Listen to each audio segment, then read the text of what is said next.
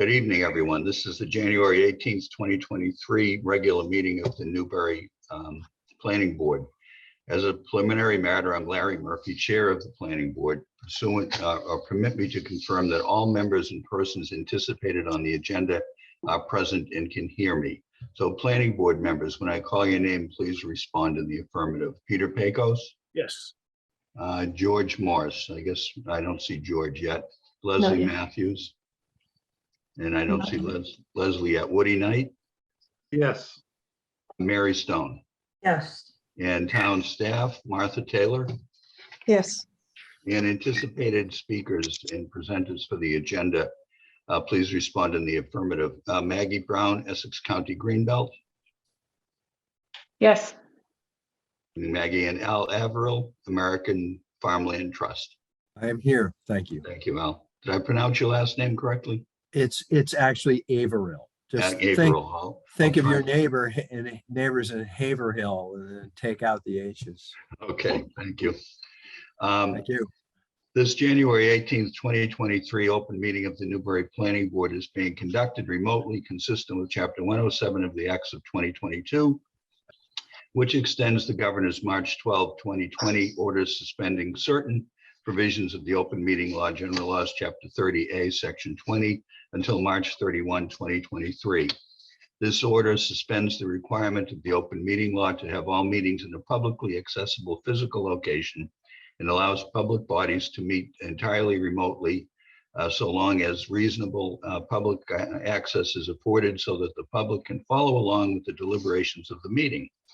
For this meeting, the Newbury Planning Board is convening by video conference via Zoom as posted on the Planning Board's agenda, which can be found on the town's website and which identifies how the public may join.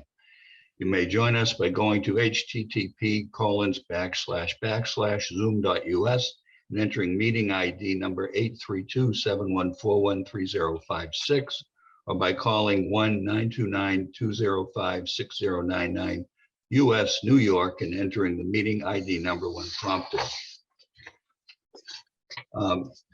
Please note that this meeting is being recorded and that attendees are participating by video and/or a telephone conference. The meeting is also being broadcast live through the local access cable channel 9 on Zoom and at www.tnctv.org. And the recording will be available on the Newbury Access YouTube channel. Meeting materials were provided to the board members prior to the meeting for review. Applicants or their representatives may be called upon to speak, and if needed, share information to the screen. Please state your intention after you have been called. Before we turn to the first item on the agenda, permit me to cover some ground rules for effective and clear conduct of our business and to ensure accurate meeting minutes. As chair, I will introduce each speaker on the agenda. After speakers conclude their remarks, I will go down the list of board members, inviting each by name to provide any comments, questions, or motions. Please hold until your name is called. Further, for all attendees except board members and staff, please remember to mute your computer mute button or your phone under *6 to toggle mute unmute when you are not speaking. Please use earbuds or earphones with tablets and cell phones. Please remember to speak clearly and in a way that helps generate accurate minutes. Please be aware that video participants can see you and that you should take care not to screen share your computer. Anything that you broadcast may be captured by the recording. For any response, please wait until I yield the floor to you and state your name before speaking. If board members wish to engage in discussion with other members, please do so through me, taking care to identify yourself when you wish to speak. For public comment, there will be an opportunity for public comment and questions during public hearings, which we don't have any public hearings tonight, but we'll take some limited public comment if necessary. After board members have spoken, I will afford the public an opportunity to comment and/or ask questions as follows. I will see questions and comments through the Zoom raised hand function.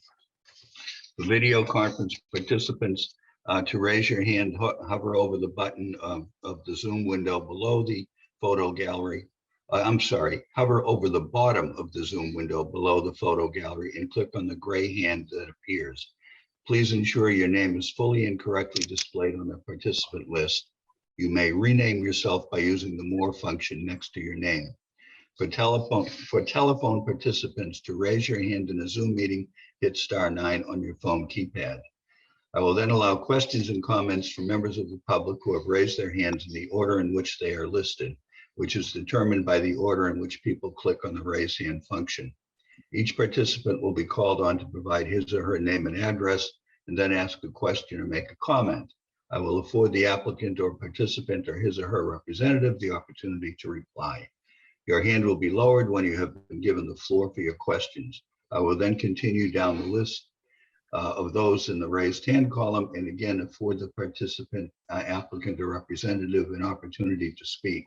Should there be a physical or electronic submittal of questions or concerns, they will be noted for the record, and again, the participant, applicant, or representative will be afforded the opportunity to speak if the issues raised have not yet been addressed. And finally, each vote taken in the meeting will be conducted by roll call vote. So that concludes our introduction. So our first order of business on the agenda is under new business.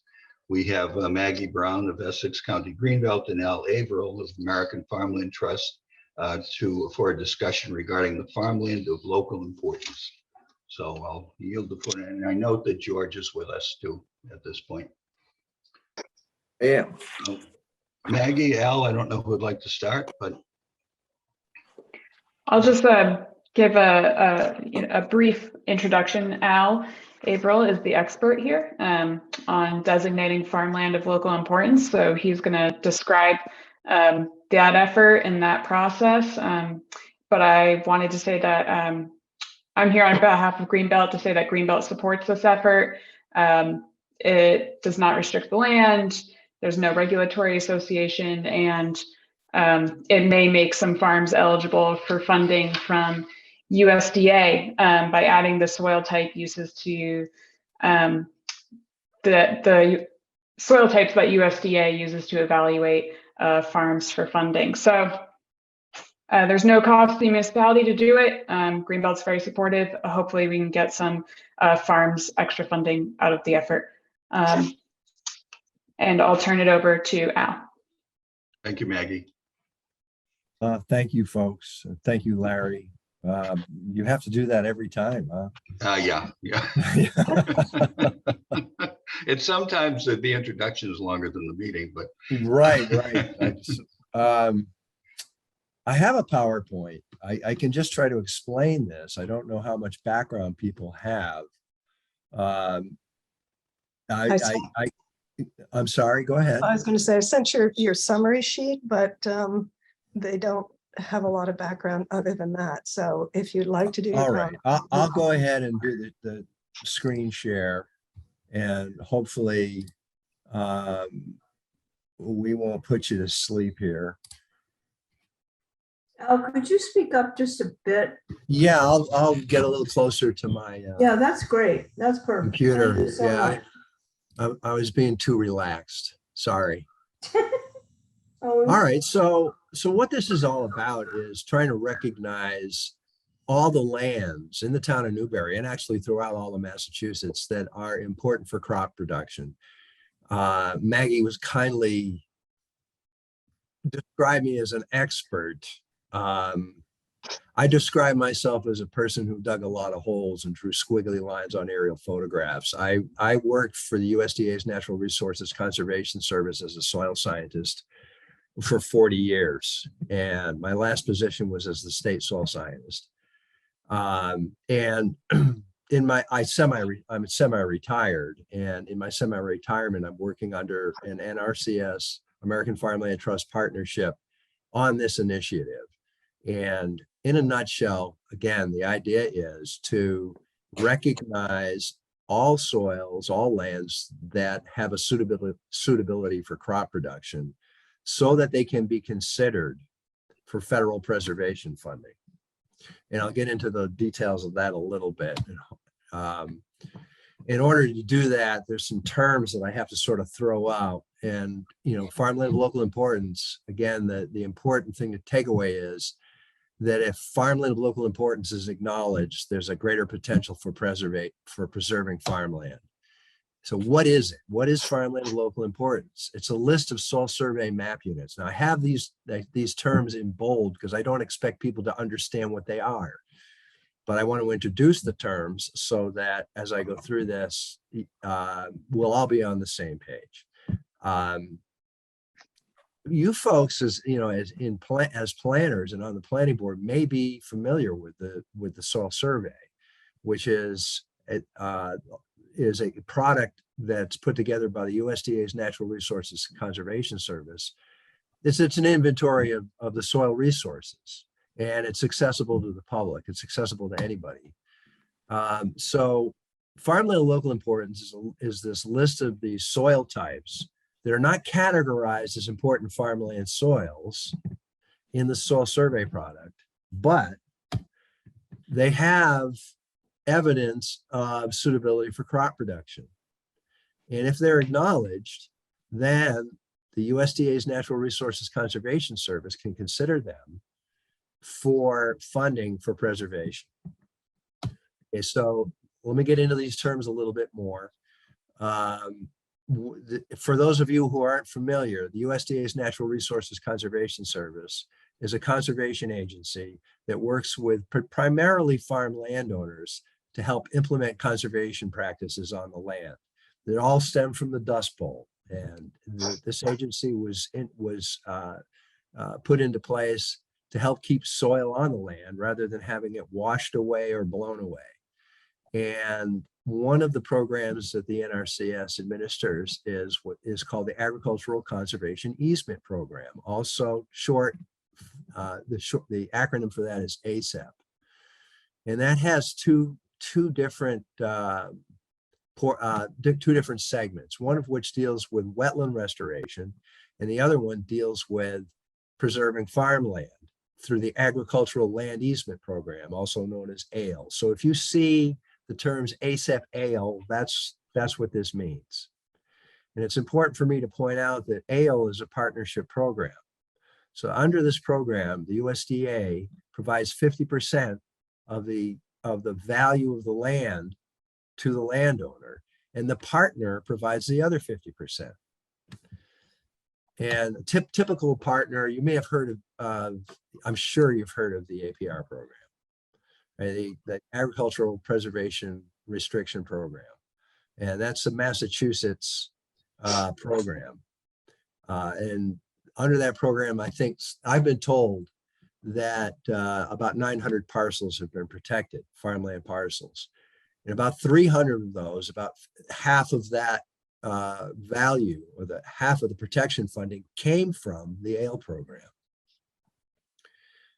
People are familiar with the APR program, but through this partnership program, any entity that can monitor the easement and come up with half the value of the land can partner with NRCS. And that could be a town, that could be land trusts, such as Essex Greenbelt. But under the program, the way this works is, say, a typical situation is a farm landowner is considering retiring or wants to pass the land down to somebody else, but keep it in farming. And that landowner may not have much of a choice to maintain the land in agriculture. Many folks, as you are, I'm sure, are well aware, are tempted to sell the land off for its development value. Well, under this program, the landowner is paid the development value of the land less the agricultural value. An easement is placed on the deed, and the agreement is that that land will always be maintained for agriculture. So the landowner can't build a drive-in theater on the land in the future. It protects the land, it protects the agricultural capacity of the land into perpetuity. All right, so that's the background. So the idea is that you're protecting a resource that's important for agriculture, that has suitability for agriculture. So how do you decide which resources to protect? You go to the soil survey information, the NRCS soil survey information. Here's a sample of the soil mapping in the town of Newbury, and you might recognize the meandering of, I believe that's the Parker River here. And this shows the different soil types. And this information is available throughout the state of Massachusetts and beyond. So the soil survey is this product, and anybody can get to this. If you Google Web Soil Survey, it'll be the first thing that pops up, and you can find out what the soil types are on the land that you own, and what have you. And it consists of 3 basic parts. You've got the soil maps, an example of which you see here. There's all kinds of information about the soil properties, and there are interpretations for land use, which is really an important tool for people who are planning land use. Interpretations for land use. It gives people an idea of what the suitabilities and the limitations of those soils are for all kinds of land uses, dwellings with basements, local roads and streets, et cetera, et cetera, et cetera. But one of those interpretations is farmland classification. This is an area, again, in Newbury. Actually, someone mentioned Parker Street just before the meeting started, and here's Parker Street. You can see some farmland here.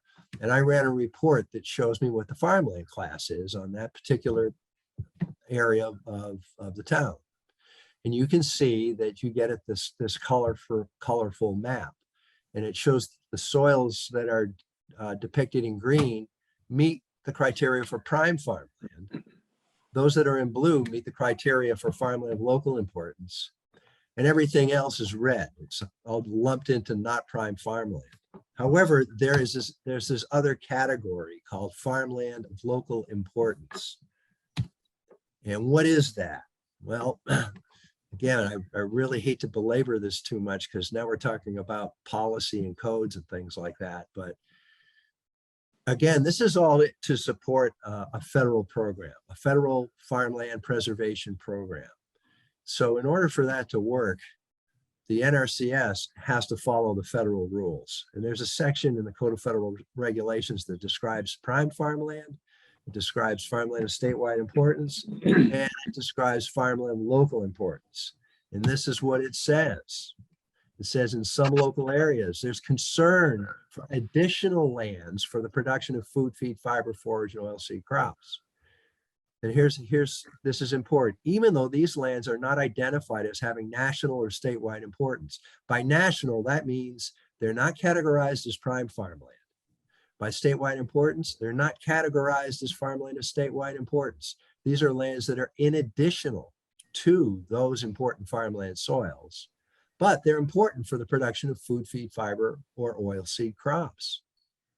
And here's the reason why I'm speaking with all of you folks tonight. It states where appropriate, these lands are to be identified by the local agency or agencies concerned. So technically speaking, NRCS can't make this official without local input. I also will point out, because you folks are a planning board, in places, additional farmlands of local importance may include tracts of land that have been designated for agriculture by local ordinance. I highly doubt that Newbury has tracts of land designated for agriculture by local ordinance. But if you do, those tracts could be included as farmland of local importance if they're additional to prime farmland and farmland of statewide importance. Is everybody with me so far? Can I see like a nod of a head or? Okay. I think so. I think we're Okay, cool.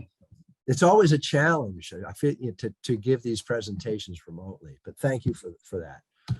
So this whole initiative came about. Actually, it was one of the last things I did when I was the state soil scientist for NRCS in Massachusetts. I was approached by the town of Hatfield, and this town was particularly proactive about preserving farmland. And folks there noticed, hey, you've got this great farmland, it's producing a vegetable crop, but your soil survey says it's not important farmland. So if this farm landowner wants to participate in this program, he or she can't because it doesn't have the soils to do it. So I went ahead and we did this for the town of Hatfield. And the state conservationist, the leader for NRCS in Massachusetts, thought we need to keep doing this. So that's where this all came from. The idea is to ensure that all lands that are suitable for crop production can be recognized. Also, I'd like to point out here, it provides an alternative to the landowner to potential, to be faced with the decision as to what to do with that land for the future. I probably should have mentioned this before, but there's a funding requirement. In order to be eligible for this funding, for this preservation funding, that parcel of land must be comprised of at least 50% important farmland soils. So you've probably seen where I'm getting at with this. The more important farmland soils are recognized, the greater the potential is for parcels to be eligible for protection. So is there land in the town that is suited for crop production, but not categorized in the soil survey as important farmland soils? This is a delineation of an actual parcel off of near Parker Street, actually. That is, it looks to me, it certainly looks like a working farm. I see a pile of silage, I see animal paddocks, and I see what look to be greenhouses. I also see land that certainly looks like it's suited for hay production, potentially row crop production, and there's certainly a history of pasturing on that land.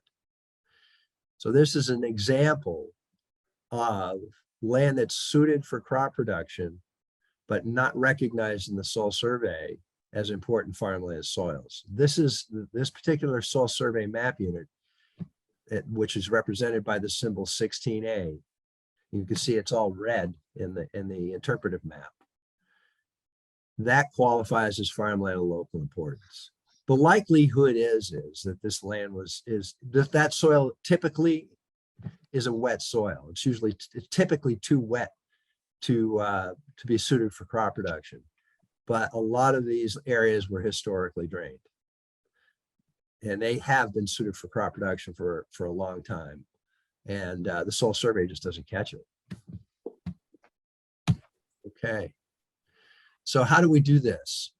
It's actually pretty simple. If the town is interested in potentially enabling farm landowners to be eligible for the program, then all I need is someone to sign a piece of paper, someone from the town to sign a piece of paper.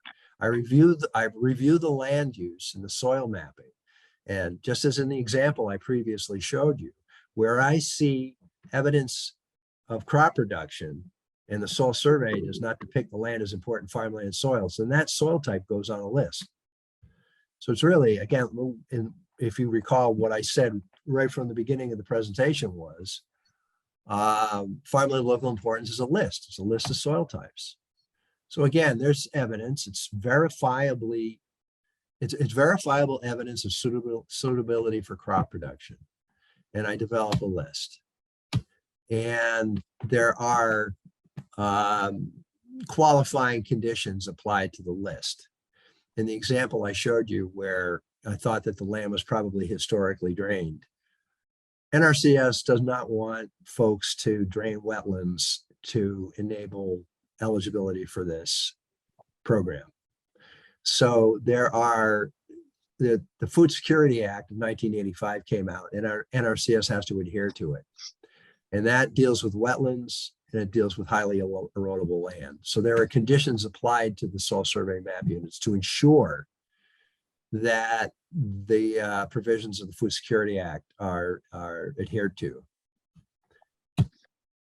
I verify it, or someone on NRCS verifies the list, and then it's designated officially.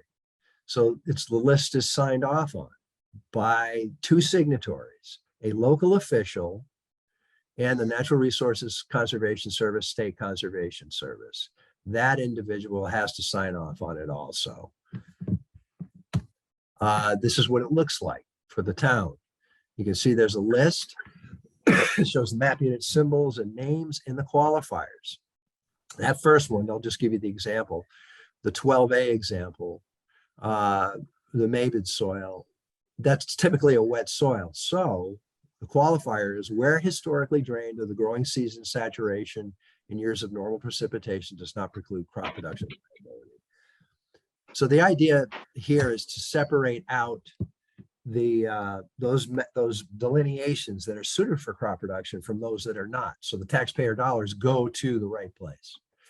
And then there's a signatory section at the end. And Larry, your name's already on it.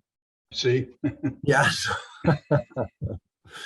And once, if the town acknowledges this and it's signed off on, the list is stored on what's known as the field office technical guide. So that's online, anybody can access it. And the list is there if and when a Newbury farm landowner wants to participate in this program. The first thing NRCS is going to do is say, do you have 50% important farmland soils? And in addition to looking at the soil survey, NRCS will look at this list to make that determination. So really, Martha and I have already kind of been through a review of this. Assistance may be needed to verify cropping or land use history, because sometimes I can't really tell. And really the big deal is identify a signatory, and that can be the planning board chair, the CONSCOM chair, really any duly recognized official who can speak to the values of the town with regard to open space, agriculture, conservation, or small business can serve as a signatory for this.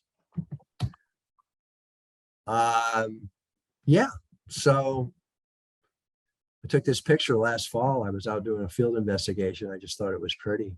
But, I just wanted to kind of wrap this up by stating that, acknowledging this is really just a formality that enables NRCS to consider these soils when a farm landowner wants to participate in this program. And as Maggie said, let me just go back and point this out. It states right on the document, inventories of important farmland soil survey map units do not constitute a designation of any land area to a specific land use. The recognition of these soils covers one base towards eligibility. There's a lot of other considerations, starting with, does the landowner even want to do this? So that's it for me as far as the formal presentation. Thanks, Thanks, Al. Al. So if I may, so we're not actually identifying a map of where, excuse me, where these soils are located, simply designating the type of soils that would be considered appropriate? Right. I actually do the work to identify the soils that qualify as farmland of local importance. You're basically acknowledging the work that I've done by signing off on it. Okay, and once again, this doesn't place any burden on the property owner, or doesn't affect their taxes or anything like that, right? No. Most farmland, if it's over 5 acres, and you probably know this better than I do, is under chapter 61A, is it? So it's already at a lower rate. It's possible there may be this rare situation where if there's farmland that's less than 5 acres and there isn't already a some kind of an easement or on it, and the farm landowner participates in this program, that landowner could certainly make the argument that my land should be valued at a lower value, and make the argument that my property tax rate should be lowered. Okay, thank you. Full Can I disclosure. ask a question? Absolutely. Yes, Mary, go ahead. Al, thank you. Mhm. How does Newbury stack up against other towns in Massachusetts in terms of soil and available farmland? I can't really speak to available farmland because I don't know what the numbers are as far as, or the extents are as far as the number of farms in Newbury. when I look at when I do reviews for various towns, I try to find examples of where the acknowledgement of farmland of local importance will result in exceeding the 50% threshold of important farmland soils. And in most towns, if I find 3 or 4 parcels where it'll make a difference, that's pretty good. In Newbury, I've come across 3 in my review, where, again, that's just based on the existing parcel boundaries and whatnot. In Newbury, I found 8 soil types, and there are about 28 parcels that have those soil types on them that are in crop production that are not protected. There's a lot of other parcels throughout the town with these soil types on them. They're already protected. They're already in the agricultural preservation restriction, or their town land, or what have you, or in some kind of conservation easement already. So it's not a panacea by any means. You know, I think, you know, I would count it as a success if one farm was protected in a town as a result of this effort. When was this program started by the government? The agricultural land easement, the funding program, Right, it's been around for decades. okay, Yeah, prior, there was also another program. It was called the Farm and Ranch Land Preservation Program, which was the predecessor to the Agricultural Land Easement Program. They just changed the name. You know, it's, you know, same wine, new label kind of thing. But yeah, it's been ongoing for decades. I can't tell you exactly how many years though. right. Thank you, Al. Anything You're else, welcome. Mary? I'm all set, thanks. No. I'll turn to the other members. Pete, do you have any questions, comments? First, Al and Maggie, thanks for being here. This is very interesting. So Al, if I get this right, this would be the first step, identifying the soils supplementally to what you know, to allow a landowner to say, hey, down the road, I would like to maintain this property as farmland for the duration. That's correct. And if I understand it correctly, this then gives the landowner that might be interested in doing that the opportunity to benefit from, I think, what you described as the developmental value of that land to the land, so that what they would get for basically selling it to a developer, the next step of this program would allow that to go to the current landowner, and then the land would then stay in an agricultural state. Yeah, you described it better than I. So it's a 2-step process to But yeah, help assist an individual or someone who might have agricultural land to maintain it as agricultural land, get the benefit of what it would be if it was developed. yes. Okay. That's that, that's it in a nutshell. And recognizing these additional lands that are suited for crop production simply has the potential for expanding that basic 50% threshold eligibility. And that's the whole purpose. It's just covers one base, right? There's a lot of other requirements. Sure. And this is the first one. It's the first thing that is going to be asked is, do you have more than 50% important farmland soils? Helpful discussion. Thank you. Thank you. Thank you, Pete. George, do you have anything? You are muted, by the way.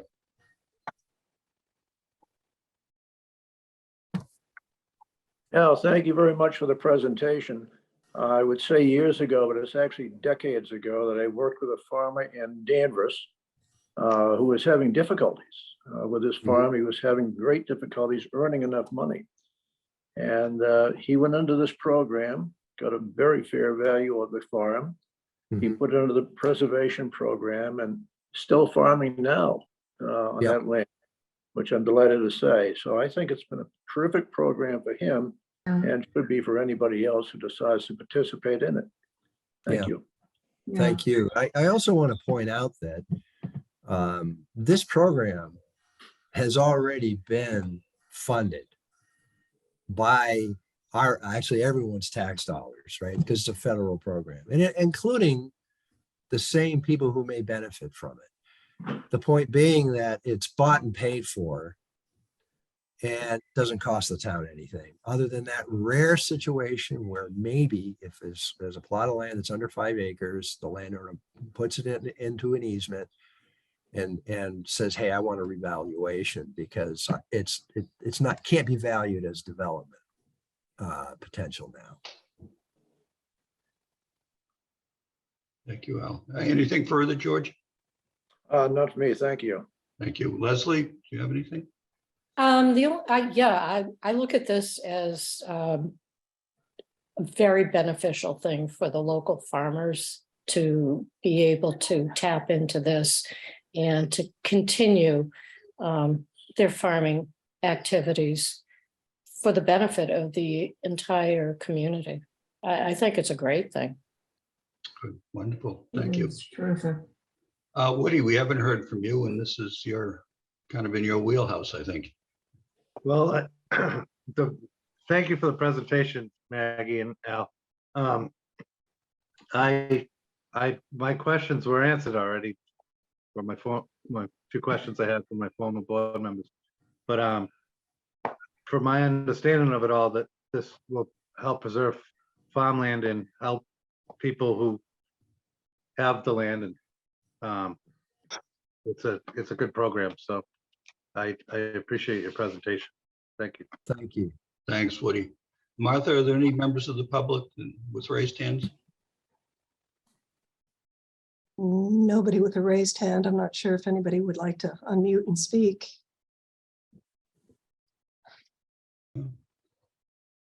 Okay. I'm sorry. You were going to say something? No, I was just going to say I'm not seeing anybody. All right. Thank you. Well, that's great. Thank you, Al and Maggie. That was very helpful and answered all of my questions as well. Martha, what would be the appropriate step at this point? I'm assuming that the discussion is completed. Everyone seems to have a favorable opinion. So unless there's any further comment or questions, I'd entertain a motion to authorize me to sign the farmland of local importance designation for Newbury. So moved. Thank you, Peter. Is there a Second. second? I think that was Leslie. Thank you, Yes. Leslie. Any discussion on the motion? Hearing none, then Pete, how do you vote on the motion? Yes. And George, how do you vote on the motion? Yes, Leslie, how do you vote on the motion? Yes. Woody, how do you vote on the motion? Yes. And I vote yes as well. And I think Mary's in accord with us as well. So it's unanimous. All right. Well, again, thank you both very much. It was very, very helpful and to understand what was going on. Thank you I- all very much. I will follow up with Martha, and she may already have the document, but Martha, if you need it again, I will get it to you. Yeah, if you could send it again, just to make sure that I've got the most updated one, Absolutely. that'd be great. And I actually do have a question, and this could be either for you or Maggie. In terms of other municipalities who have done this designation of farmland of local importance, or the program in general, what is the best way to get the word out to farmers about the availability of participation in this program? That's an excellent question. I don't have a great answer. If a farmer is aware of NRCS and works with NRCS, then that farmer has that source of information by working with the folks in the field office. For those who don't, yeah, I'm not sure how I would go about doing that. You know, if the town has a newsletter that people have ready access to, I'd be happy to write something up to include on that, if that's a possibility. Yeah, I mean, that might be great. Or, you know, if you could write something, we could put it up on our website, Sure. and at least make it available to people. Yep. The more folks who know about it, the better. And actually, to Mary's question, even though there may not be a lot of parcels that would qualify, that are available for the program in a given town, even if there's only a few, the fact that my funders see a benefit to my talking to people about the program because more towns become aware of it, and towns can be partner entities in preserving farmland if they've got the wherewithal and the funding to do so. Mr. Chair, Yes, if I may. of course. I think that the farmers have really a tight-knit community, and if it does go on our website, that they'll be able to share it to the rest of their community and the surrounding areas to promote the benefits of this, the benefits of it. Okay, good point, Leslie. Can I say something, Larry? Sure. I think word of mouth and case examples. In other words, someone who has had a successful go with this, that they speak about it. Mm-hmm. Maybe if they're willing to speak publicly, that's really, person to person has become something that people don't do anymore. But when they do it, it's very powerful. Yeah, I think we my can vote. explore a number of ways to get the word out. Yeah. And I agree with you, word of mouth certainly would. And may I ask, is there a website or a Facebook page or anything that people can go to read a little bit more in depth on what you were saying, to get an idea on how they can participate in this?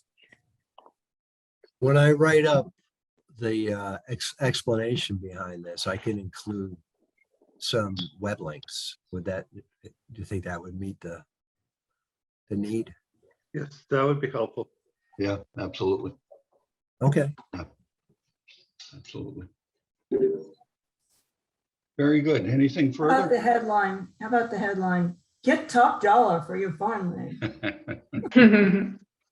I'll just say for Greenbelt's part, we regularly hold workshops and events catered to farmers to talk about potential conservation funding options, including the ASAP-AL program, and getting the word out about additional potential for farms that have qualified under the locally important designation would be really valuable. That's great. Thank you, Maggie.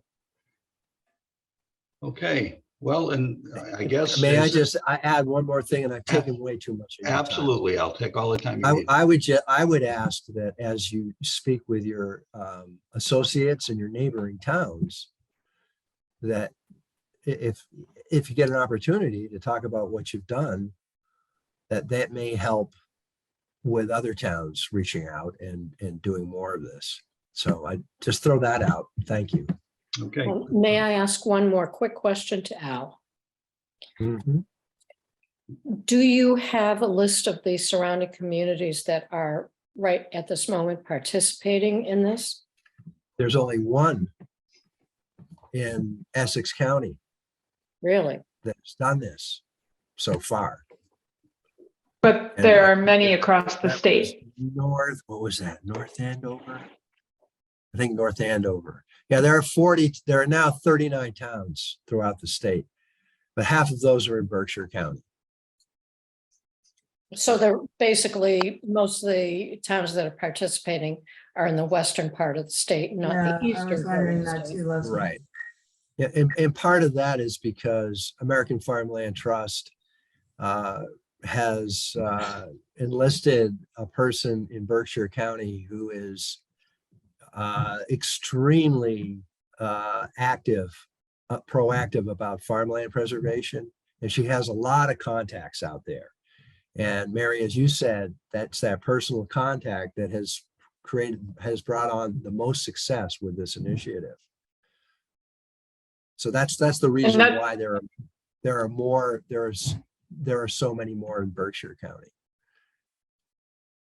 There's one on the And Cape. part of the there's reason one I in think Bristol. that Greenbelt is working with Al on this effort to make those connections and get this moving more in Essex County. Good. And the Great. person that the farm that's participating in this program in North Andover, can they be readily accessible for any questions? I have no idea. You'd have to ask, who, my God, gosh, help me out, Maggie. Who was your contact? Oh, the I can't municipal contact in North Andover? Yes. Yes. Jean Enright is the planning director in North Andover. However, I don't know if she's the one who managed the farmland of local importance designation. No, it was not her. It was someone she works with. I want to say it may have been the conservation agent there. And I forgive me for not remembering her name. Yeah, well, we can definitely put you in touch with her. Yeah, and I can pass that information on to Martha because I'll dig it up.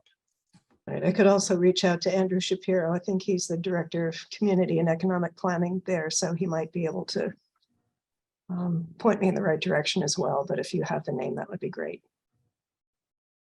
Sure. Well, I look forward to the farmers digging into this a little bit deeper and to be able to see that they could prosper from it. Leslie, no pun intended, soil wise. Right, digging deep. No pun intended. It wasn't Freudian, no.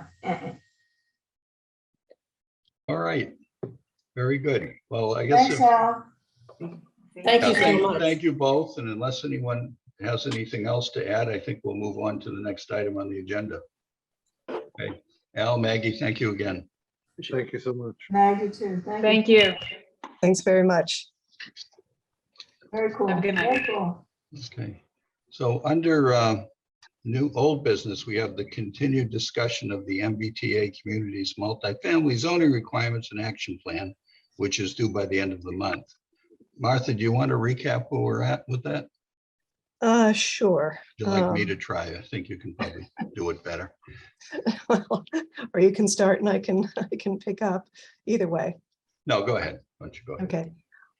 So as you recall, we did have our workshop on January 5th and it was a great discussion. I realized and we went over the requirements and started talking about how what zoning strategies we might use and what location. So I do have some things to put up on my screen, but I do want to clarify a few things based on a couple of questions I've received. First of all, this is not a 40B equivalent or a low income housing requirement. This really is a requirement to expand our density and diversity of housing in town. Really sort of going back to what Pete pointed out last time, which is the missing middle housing between single and two-family housing and the big apartment buildings, similar to what Newburyport has down near the train station. But so if there are any other questions, I can try to answer them. Otherwise, we can get into talking about the action plan. And I did want to pull up, if I can successfully share my screen here.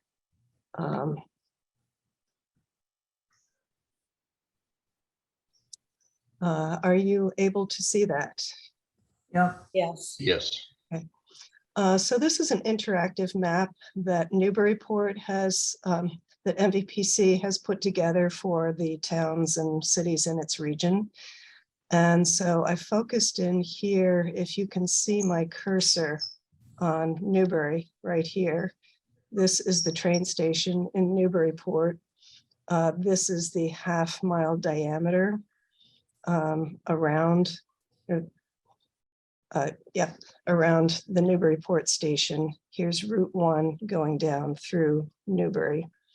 And there's a little pop-up window here which talks about what our requirements are. And just to recap what we talked about last time, we have been designated an adjacent small town under Section 3A of the MBTA Communities legislation. And we are required to propose a multifamily district that meets the following. So we need to have a minimum gross density of 15 units per acre in our district, a minimum unit capacity of 154 units. And again, that's down from the original 750 that we were required to have. We are not required to have any particular land area. Previously, it was 50 acres. 0% of the district needs to be within this half-mile radius, but half of the district land area must be contiguous lots. Every other lot portion must be 5 contiguous areas. DHCD has determined that we have 69 acres of developable land within the station area, which is here. And we have 3,072 housing units based on the 2020 census. Our action plan deadline, as Larry mentioned, is January 31st, so the end of this month. Our district compliance deadline is December 31st of 2025. At our last meeting, we talked about actually aiming for 2024, recognizing that this needs to go before town meeting. We might need a couple of tries to do this. And so the action plan that I put together and sent to you this afternoon works backward from an annual town meeting date of April 2024. Any questions about this before I stop sharing this screen? I have none. Anyone else? No, Okay, so I'll Done. take this down and so this is the draft action plan. Are you all able to see that? Yes. Yes. Yeah. All right. So I put in a few things here that don't need to get sent to the state regarding publication of the legal ads and stuff, but those are related to our statutory requirements to take things before town meeting. So I'm going to start working backwards, actually. So we would be targeting the annual town meeting April 23rd of 2024. This is a guess, but the select board would vote to approve the annual town meeting warrant probably around March 26th. In order to have our zoning ready to go on the warrant, we would really need to hold our public hearing no later than March 6th, with a possible continuation date of March 20th, but ideally not have to go that far. In order to make this March 6th deadline, we'd have to have the first publication of our legal ad on February 19th, and the second publication on February 26th. One thing I didn't mention here is actually we need to submit the zoning to the select board to have them refer it to us for public hearing. So that would happen probably in the early, actually late January timeframe. And in order to have the language ready for public hearing, we'd probably aim to get the draft complete by the beginning of February, so February 7th at the latest, potentially earlier. I'm thinking that we might want to hold two workshops on this. So I'll go back up to the beginning now. So the first task would be to identify potential locations and applying DHCD's compliance model to those locations, starting in June of this year and going maybe to October of this year. June start date would be with the hope and anticipation that we could actually get a consultant on board, either technical assistance through the Mass Housing Partnership or working with MVPC with local technical assistance or getting a consultant through some other potential funding sources. Because I think it would be very helpful to have people who are familiar with the compliance tool that DHCD has put together, and help us through discussions of density and so on and so forth. So I was thinking we could have a public workshop, the first one that would really focus on where we're thinking for the district locations, maybe in the beginning of October, say October 10th or so. And then kind of overlapping with that, start looking at drafting the zoning bylaw and the guidelines. So that activity might start around September 1st and go into the beginning of January. And then targeting a public workshop around January 10th. And all of that would be leading up to submission of the zoning to the select board and our public hearing. So those are my initial thoughts on the timeline. So if anybody has any questions, thoughts. I have a question. Sure. When we are putting all this together, would it be beneficial or is it appropriate to invite either COMCON or the ZBA to look at the areas before we make presentation to make sure that they are viable? I think that makes good sense. If we have a consultant who is also working with us on this, and then have, CONCOM, or at least our conservation agent involved in the discussions. DHCD has identified areas that are excluded from the developable areas. So wetlands are excluded, and other and for us, like the area of critical environmental concern would really be excluded because that we can't include that as developable area in our parcels now. I shouldn't put it exactly that way, but our parcels need to have at least 80% of contiguous upland that's not in the ACEC.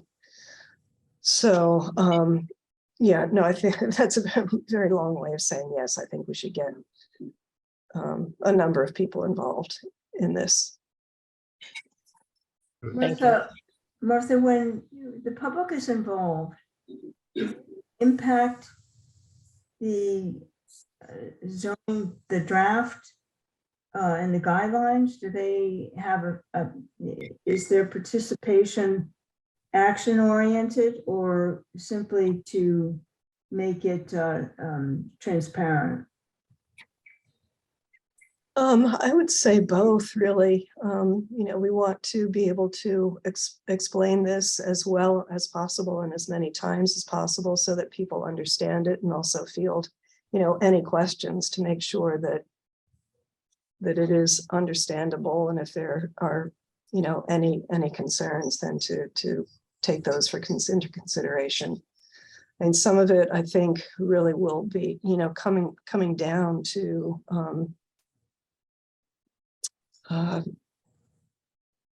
density requirements and Right. The guidelines for the types of housing and that kind of stuff. Right. But I expect there are going to be a lot of questions as we start getting into this, and there are a lot of people who know a lot more about it than I do. Yeah, I think- this is not something we want to start explaining for the first time at town meeting. No, absolutely not. No, I think that'll be a non-starter. Pete, did you have a question? I did. Go Hey, ahead. Martha, what would you think about, because I know, we're working things backwards, but things always seem to get jammed on us. And what would you think if we took that March 6th date, which seems to be the thing that's going to perpetuate stuff going to the select board and then getting on the warrant and all that sort of stuff?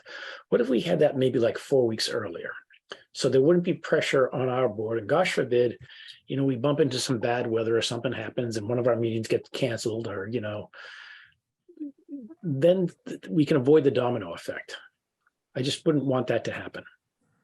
No, I think that's your point is well taken. I think we're here trying to find a balance between giving us enough time to go through the process that we need to go through to identify the areas and develop the zoning. So I don't want to short circuit that either. That said, maybe we move it back a couple of weeks or something like that. Just a thought. Yeah, that's really why we were aiming for the, because to your point, Pete, at the workshop, we decided to try to do this for 2024 rather than put it off to 2025 because Yeah, for exactly the reasons you articulated. right. Where to get ahead? Yeah. Well, this is not something you need to submit to the state, is it, Martha? It is. This is part of what's required in the action plan. Okay, So we do need to provide some sort of a timeline that really is going to cover, our public engagement, developing the zoning, and then our statutory process for getting the zoning approved, which in our case is town meeting. but we're not locked into any of these dates, correct? No, I mean, what we've been told is that this is our best guess on process right now. I think DHCD will have to approve our action plan, but my understanding is that it's not set in stone by any means. Right now, these are our thoughts on how we're going to go about doing it. It's a great start, Martha. Thank you. So, well, you're welcome. And we have to have our preliminary in by the end of this month, correct? 31st, yeah. Yeah, just the action plan. So that will include a timeline. So the action plan, again, basically has some factual data about us. And the next thing I want to bring up is sort of what our potential zoning strategy is going to be, and what our target area might be, and then the timeline. Mm. Larry, I have a question. Sure, go ahead, George. Yeah, Martha, in your timeline write-up, it makes a comment about non-housing characteristics are important to DCHD or DHCD. They would include walkability, bike lanes, street retail, bus connections, accessibility, street canopy, and so on. We would have great difficulty in satisfying any of that. Right. I don't know what the answer for us would be. Yeah, I know. That's kind of why I flagged that, because I think I agree. We do have difficulty in meeting most of that, Yeah. Depending on where we look at our district. So I think we're dealing with sort of different constraints than some of the other communities that may have downtown areas with land in it that could be appropriate for this, but we don't have a lot of that. No, I think it falls into a city category rather than a town category. Right, exactly. So, Excuse me, what did you say? Leslie, I didn't hear that. That the constraints for all of the nuances that were stated earlier fall into a city category rather Oh, than. right. Good point. Not a town. Correct. And not an But adjacent. we're very rural and Yeah. we don't even boast about any of that at this point in time. Right. That's not part of what Newbury is. Good point.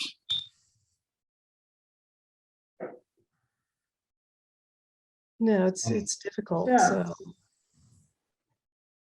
Well, Martha, what did you think about Pete's suggestion about moving that March date, or would you prefer to keep it? We have it. It's kind of like a domino, Larry, because I was just looking at it. You almost start with pushing it back to your first public workshop, like occurring in September, and then your second public workshop occurring in November. And then everything else starts to, because that allows you to then have flexibility in moving that March date, I think. Yeah, but is that too aggressive? Yeah, I mean, my concern is, Done. squeezing us too much at the front end, but maybe, maybe if we shift things sort of, and I'm not sure how prepared we are to start before June 1st, we could certainly try. Oh, we've got to get a consultant. Consultant on board, right? Right, right. So I think I'd kind of like to hold that, but what if we were to, say, move the public hearing back 2 weeks and kind of shift some of these other things 2 weeks? Yeah, I think I'd be more comfortable with that, to tell you the truth, Martha. Okay, Yeah, just because Okay. we get jammed up on the end. It's gonna, you don't want it to fall apart. no,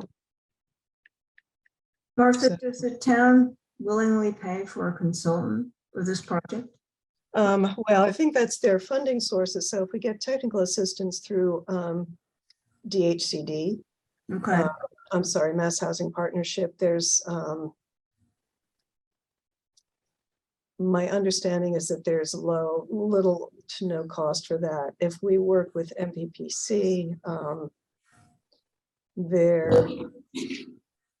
we could potentially do it with local technical assistance time, which would be no cost to us. There are other funding sources. We might be able to get some other grant funding.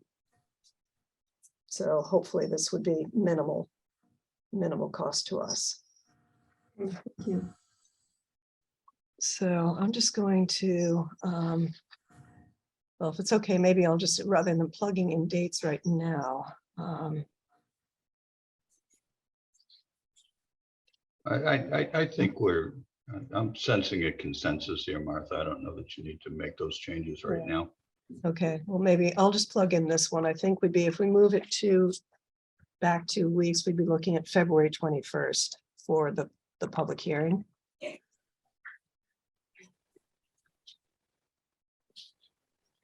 So if we do that and then work backwards, does that seem comfortable? Yep. Yeah. Okay, Yes, thank you, Martha. okay, Thanks, you're Martha. welcome. No, I think it's a good point. So we certainly don't want to get jammed up. So I'm just going to highlight that. Okay. So if that seems good, then I will tweak it to reflect that change, but keep the June 1st start date. Yeah. And then modify a little bit in between. I think that'll be fine. Okay, Great, thanks, Martha. welcome, thank you. Then the other question that still remains is what our zoning strategy is going to be. We talked about two things last time. One was to potentially do an overlay district. The other was to amend the underlying zoning, say for the business and light industrial district, to allow multifamily by right, which is what we have to do. In thinking about this, I think personally, I'm still inclined to look at doing this as an overlay district, because if we do, it's very clear to me how we could develop the zoning bylaw and the regulations as an overlay district. But what we might be able to do would be to target the entire district instead of targeting specific, let's see.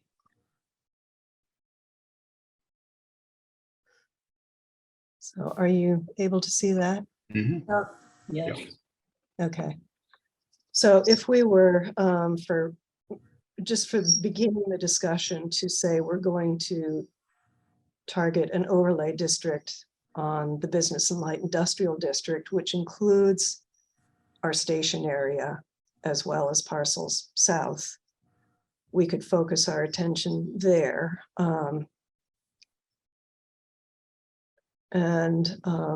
See where we can get with the required density and the required number of units. Again, we don't need to zone for capacity of any more than 154 units.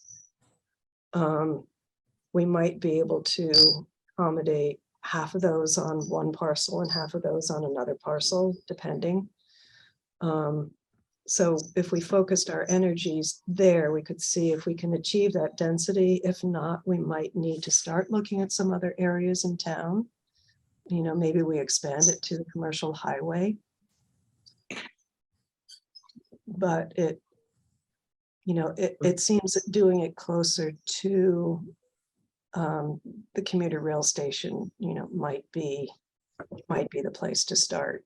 So, I and have a again, quick question. sure. How many acres of continuous did you say? Let me actually go back to this one. Are 10 you able to? acres? So it's, we actually don't have a minimum land area, but half of the district land area that we choose has to be contiguous lots. Every other portion must be 5 contiguous acres. Okay, thank you. So- I just want to remind it, sorry. Well, Okay. isn't this what our consultant's going to help us with? Yeah, so Right. this is what our consultant will help us with. You know, there are a lot of tools being developed to look at density, you know, to look at the, you know, developability of different parcels. But I've heard, this is actually where JRM is right now, and that's 10 acres just for, you know, just kind of for discussion's sake in terms of scale. Martha, can you tell me what the definition of overlay district is? I don't really understand it. I know it's So, yeah, sure. So an overlay district. So this area outlined in pink is our business and light industrial district, and that allows certain uses in that either by right or by, you know, special permit.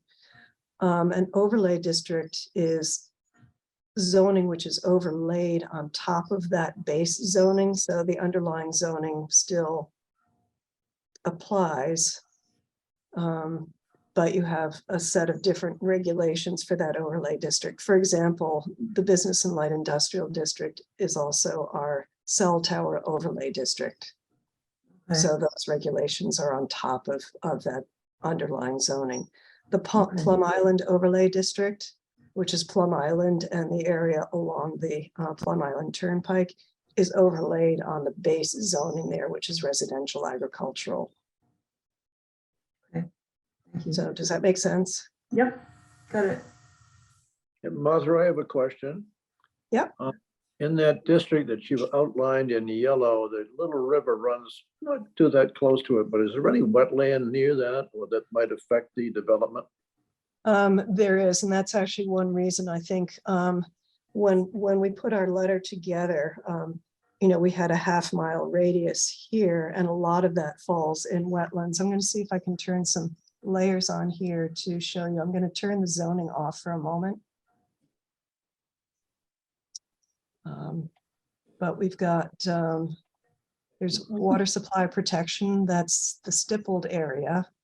We've got wetlands, which you may not be able to see all that well. They're sort of a little hatched thing. So there are wetlands along here. There's riverfront protection along the river, Little River. We also do have area of critical environmental concern, which is mostly on the east side. It's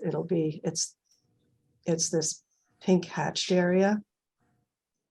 So that's on the east side of Route 1, at least in this area, which is one reason why I was thinking when we talked last week that we might really want to focus our attention on parcels to the west of Route 1. But I think for beginning the discussion, I think it could be appropriate to just designate the entire business and light industrial as a multifamily overlay district, just to start the discussion.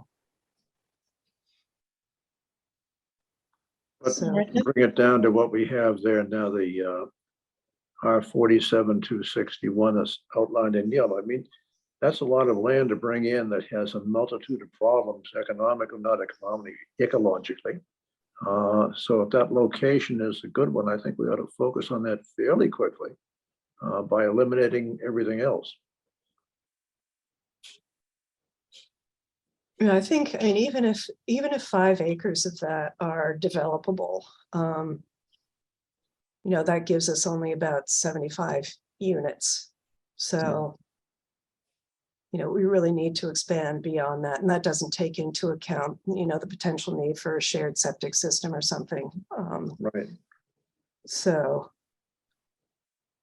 I think, my feeling again is if we kind of target the entire business and light industrial district, and develop appropriate guidelines and standards within that, then it will be up to the developers to, to really determine which parcels they want to try to do. Because again, this is just, we're developing the zoning. We're not required to build any of Yeah, I this. understand. That's good.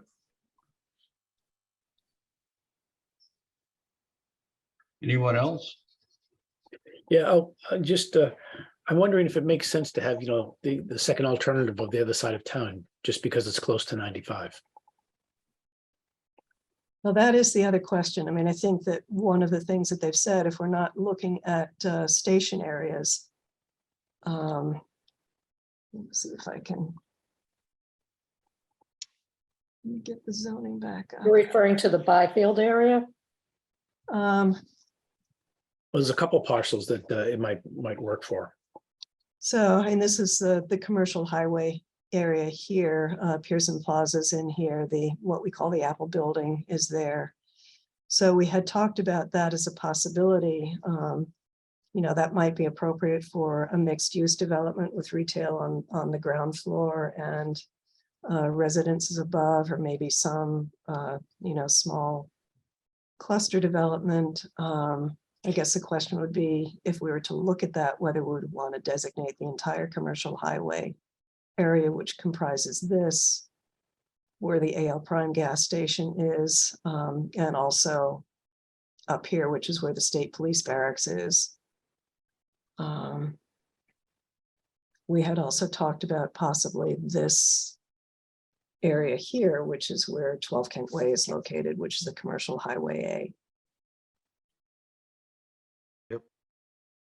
Now, those could be all the same overlay district, right? Could be the same overlay district, unless we wanted to designate, because of the location, if we wanted to, and I'm not sure exactly how this will work, if we can designate different districts within an overlay, or if we have a couple of different overlay districts. But we could, we could also identify those as potential target areas for our exploration. So basically now we're back to 2 overlays. 2 overlays or 1 overlay that encompasses these 2 districts. Yeah. So let's talk about the Scotland Road. Does that have good viability? That I mean, right now the police barracks is here, and let's see. And this is Salter, the bus. So it would be on the northbound side, the northern side? Yeah, it would be on the north side, because all of the rest of this is pale yellow, is all residential agricultural. And we get into here, this is Martin Burns here. is that about 10 or 15 acres right there, Martha? Right here? Yeah. 30 acres. Yeah, it's 30 acres. Hmm.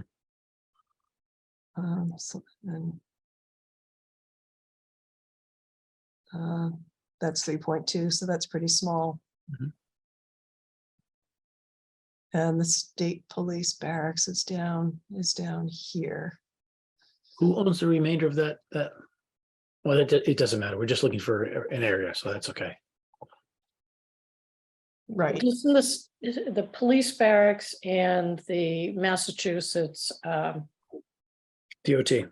Yeah. So DOT. that's the land that's in between them, correct? Yeah, that's right in. Sorry, this keeps grabbing the whole district. Yeah, so that's all right in here. Outlined in green.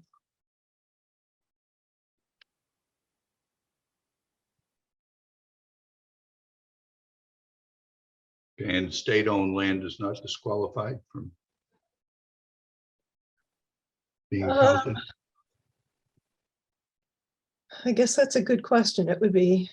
you know, if the state were to decide that they wanted to divest themselves of that land. I think you could look into that a little bit, because that seems to be the path that they want to follow at this moment in time with the new administration to increase housing throughout the state of Massachusetts, and especially on the eastern side.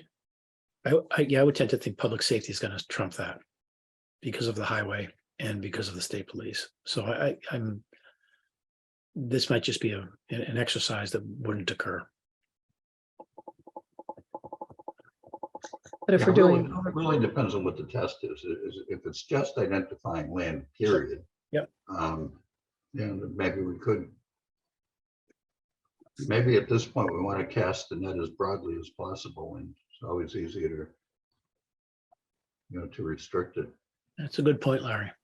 yeah, we could start there, and certainly I could ask the question, you know, whether we can include state-owned land in, you know, in our calculations. If not, then we, you know, look at somewhat different boundaries going forward, but. Okay. So we have some choices. So we do. So, so what I'm hearing, it sounds like we might want to consider overlay districts in business and light industrial, commercial highway and commercial highway A for starters, kind of our target areas. And then work within those. Is that? Yeah, I think for purposes of what we need to submit to the state by the end of the month, I think that works. Okay. I agree. All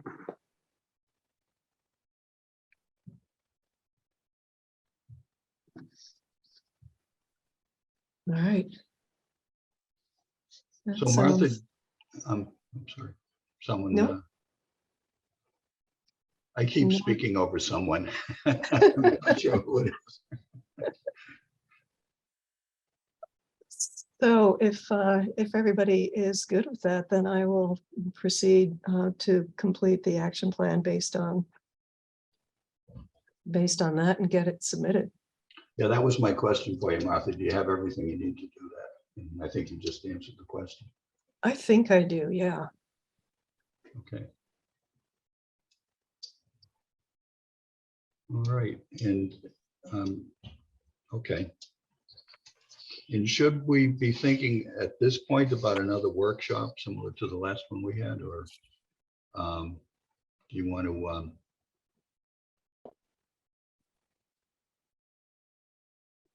hold off on that and see how things develop? I think at this point, maybe it would make sense for us to start trying to bring a consultant on board and then have a workshop with that consultant rather than, and I can do things like look at the compliance tool and make some estimates, but I'm not sure how far we can really get without getting some additional expertise. Makes good sense to bring a consultant in as quickly as Oh, possible. absolutely. I Yeah. agree 100%. Yeah.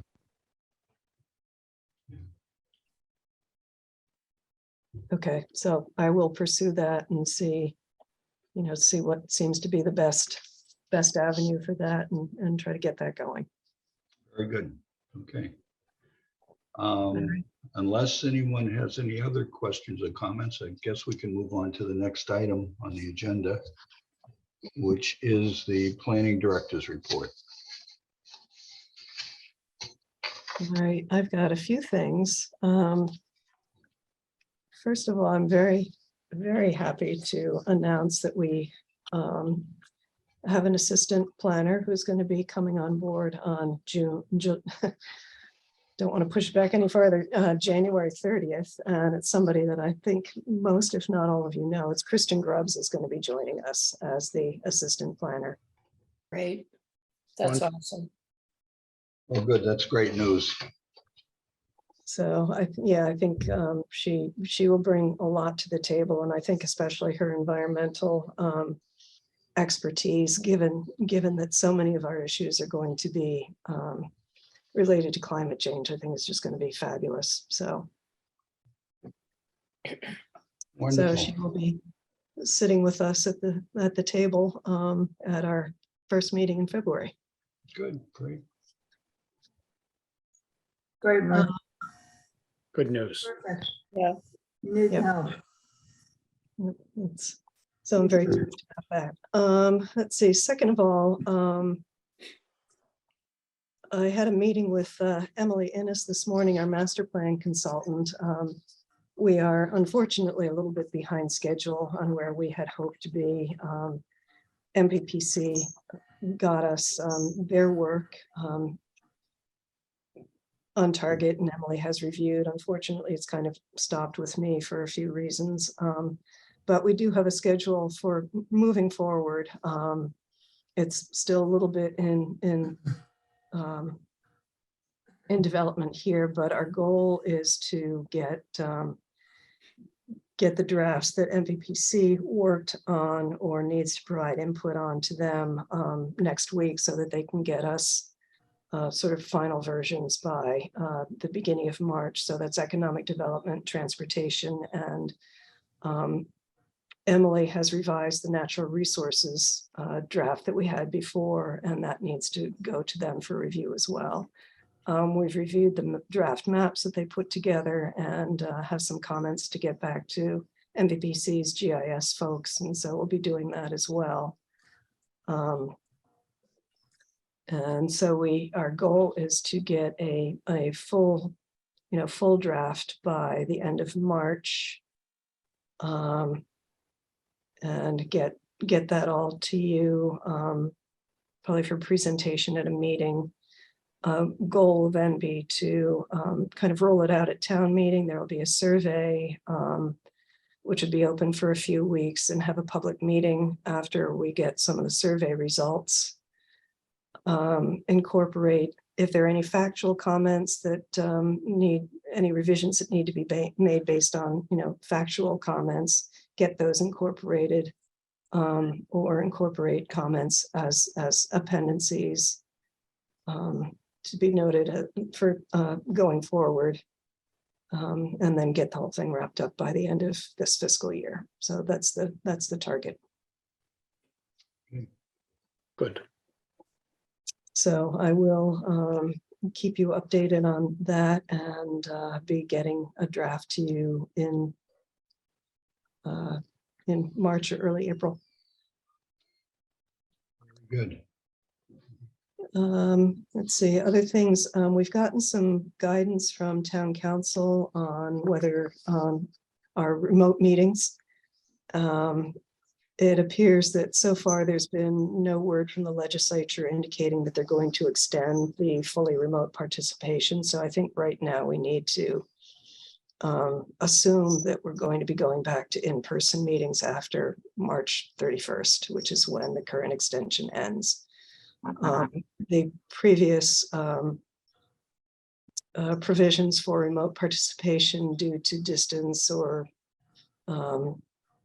illness or other things will still pertain, but we will need to have a physical quorum present in order for the meetings to occur.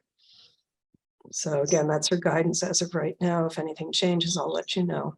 But I think if we're dealing with public hearings, continuances, or scheduling new ones, we should assume that starting in April, they will be in person. Okay.